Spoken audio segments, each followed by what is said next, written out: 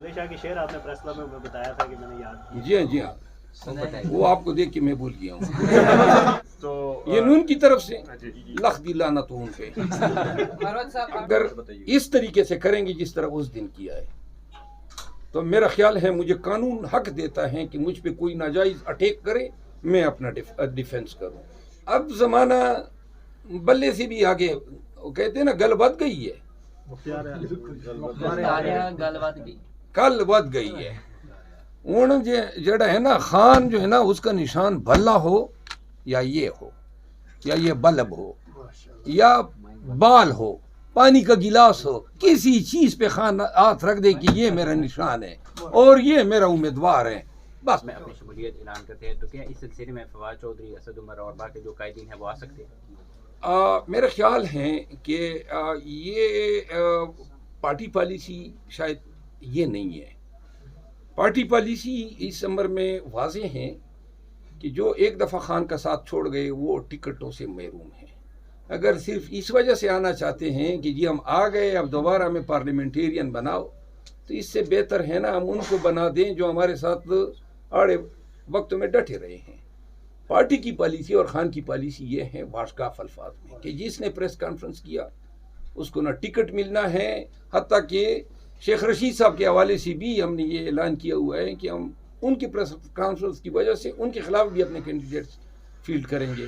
तो लिहाजा मैं नहीं समझता हूँ कि पाकिस्तान तहरीक इंसाफ किसी ऐसे फ़र्द को या अफराद को अपने सफ़ में दोबारा लेने के लिए तैयार। मरवत साहब ये बताइएगा कि आपने कहा था कि प्रेस कॉन्फ्रेंस या आपने कल वीडियो में कहा था कि अगर दोबारा से पुलिस ने पकड़ने की कोशिश की तो दो दो हाथ करेंगे, तो क्या हाथापाई करेंगे दोबारा से या क्या करेंगे? अगर इस तरीके से करेंगे जिस तरह उस दिन किया है तो मेरा ख्याल है मुझे कानून हक देता है कि मुझ पे कोई नाजायज अटैक करे, मैं अपना डिफेंस करूं।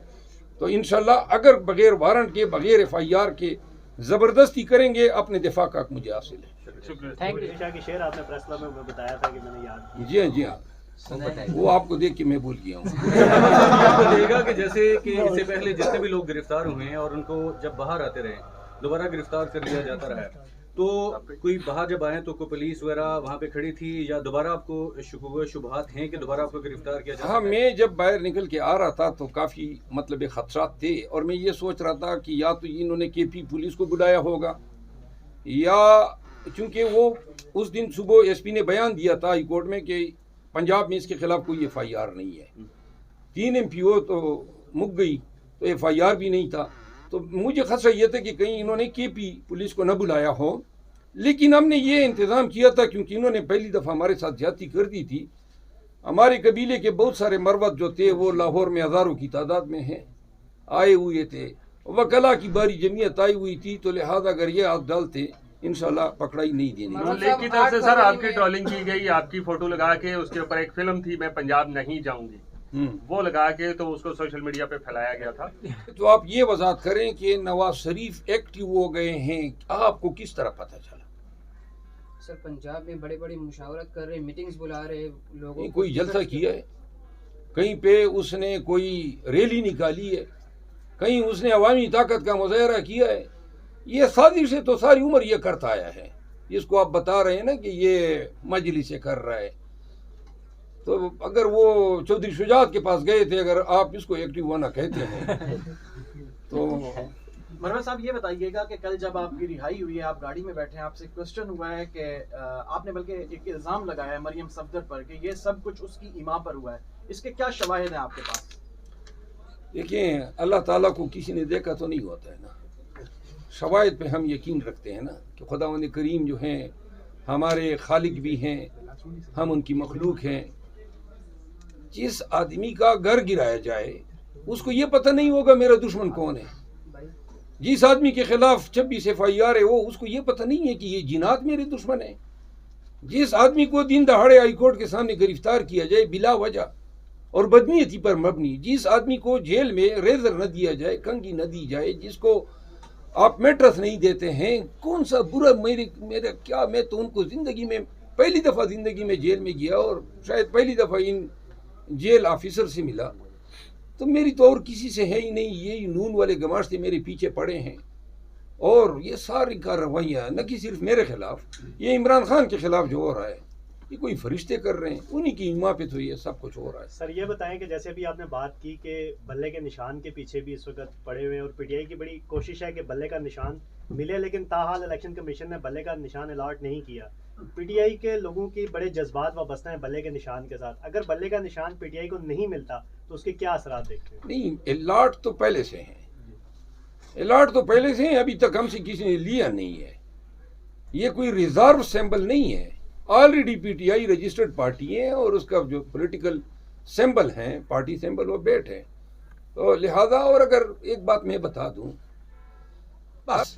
اچھا مروت صاحب یہ بتائیے گا کہ جیسے آپ نے کہا کہ مریم نواز جو ہیں وہ اس کے پیچھے تھی، تو آپ اتنے وثوق سے کیسے کہہ رہے ہیں کہ وہ وہی ہیں؟ کیا آپ کو کوئی کسی کی طرف سے کوئی بتایا گیا ہے یا آپ خود سے کہہ رہے ہیں؟ ساری دھمکیاں ان کی طرف سے آتی ہے، سارا دن جو ہیں یہ الیکٹرانک میڈیا میں ہمارے خلاف لگے ہوتے، یہ سب کچھ آپ ہمارے خلاف مفت میں اللہ کی رضا کے لیے ہو رہا ہے۔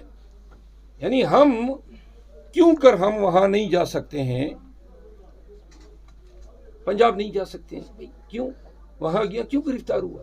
یہ جوابات تو آپ اپنا ذہن لڑائیں نا۔ سپریم کورٹ کا ایک وکیل ہوں، کنونشن پہ گیا ہوں، لائر جو سب سے پاورفل ایک کمیونٹی ہے، آپ جا کے ان کو کہتے ہیں، آپ کہتے ہیں جی دیکھیں کسی نے، مریم نے یا دوسرے نے میرے سامنے ریکارڈنگ تو نہیں دی ہے کہ ہاں جی لے جا کے میڈیا کو سنا دیں۔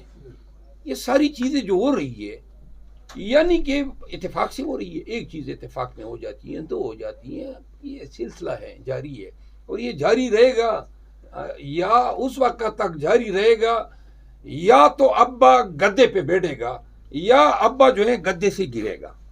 اچھا یہ بھی بتائیے گا، جیسے کہ آپ نے کہا کہ مریم نواز صاحبہ کروا رہی ہیں، تو یہ بتائیے گا کہ کیا آپ کو لگتا ہے کہ تمام لوگ مریم نواز کی بات سن رہے ہیں اور مریم نواز کی بات سنی جاتی ہے؟ مریم نواز موجودہ وقت میں پاکستان کی حکمران ہے، سب ادارے، تمام طاقتیں، تمام صوبائی مرکزی حکومتیں اس کی اشارے پہ چل رہی ہیں۔ سر آپ نے، آپ کے قلم سے بے شمار یا سینکڑوں افراد جیل گئے اور آپ پہلی دفعہ جیل گئے، کیسا ایکسپیرینس؟ اللہ کے فضل سے میرے قلم سے رہا ہزاروں ہوئے ہیں، اور جیل جو ہیں وہ شاید درجنوں کے حساب سے گئے ہوں گے۔ اور ایکسپیرینس کی بات جو ہے نا، یہ ایک تجربہ تھا میرے لیے لازماً زندگی میں، جب وہ سلاخوں کے پیچھے میں پڑا ہوا تھا اور دیکھ رہا تھا اور اپنی ماضی پہ بھی روشنی ڈال رہا تھا، اور یہ دیکھ رہا تھا کہ بھائی زندگی یہ کہاں لے آئی۔ آپ یقین کریں جیل سے نکل آنے کے بعد سب سے بڑی چیز یہ ہوتی، وہ جیل آدمی ڈر جاتا تھا، اب تو پتہ چلا کچھ ہی نہیں ہے، اندر کی آپ کی مضبوطی ہونی چاہیے، آپ اندر سے مضبوط ہیں۔ یہ 5 دن نہیں 5 سال بھی ہوتے، مجال ہیں کہ میں اف تک کرتا۔